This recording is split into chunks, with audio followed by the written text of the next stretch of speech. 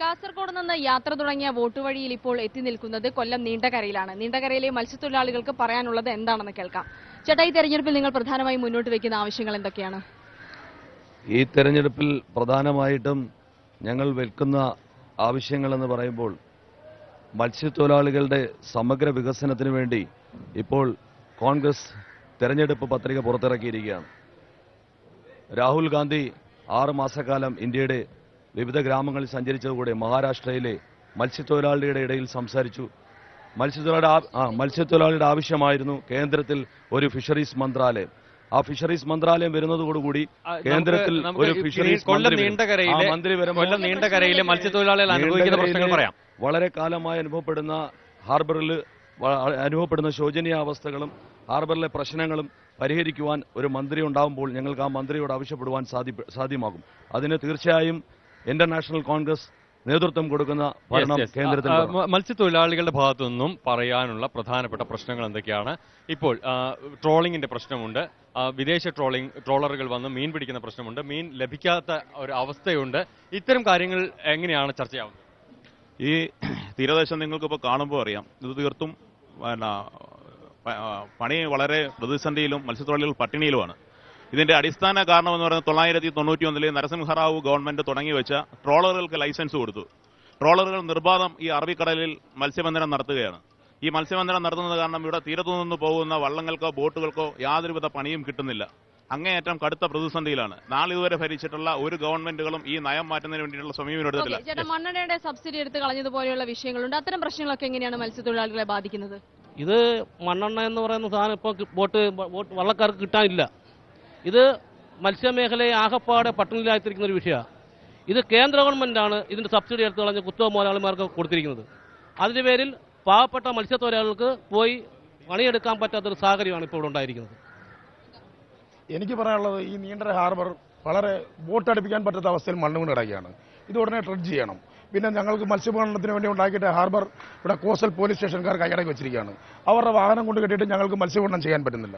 ഇതൊക്കെയാണ് ഞങ്ങൾക്ക് ചെയ്തു തരേണ്ടത്. ഈ ഹാർബർ ഇപ്പോൾ പോലീസുകാരുടെ കുത്തകയാക്കി വെച്ചിരിക്കുകയാണ്.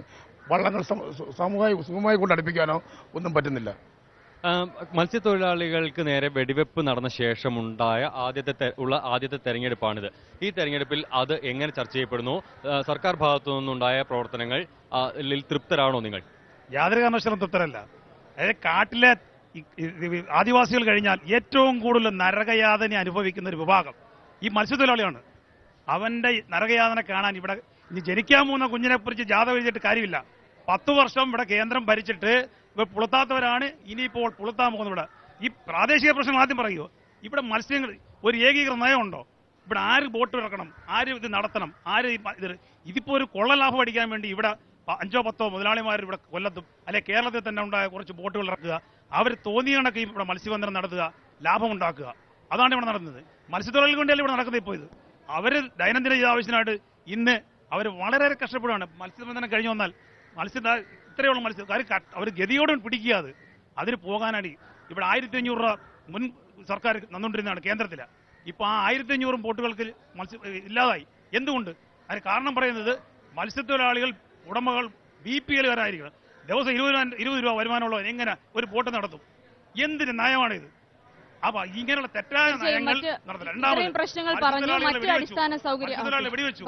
ഇവിടെ ഒരു മത്സ്യത്തൊഴിലാളിയെ നമ്മുടെ ഗൾഫ് രാജ്യങ്ങൾ, ഞാൻ ഗൾഫിൽ പോയിട്ട് തൊഴിലാളി തോന്നാ, അവിടെ എത്രയോ പേര് ഈ നീതി ലഭിക്കാതെ അവന്റെ ശിക്ഷാ കാലാവധി കഴിഞ്ഞിട്ട് അവനെ ഏറ്റെടുക്കാൻ കഴിയാതെ അവിടെ ജയിലുകളിൽ കഴിയുന്നു.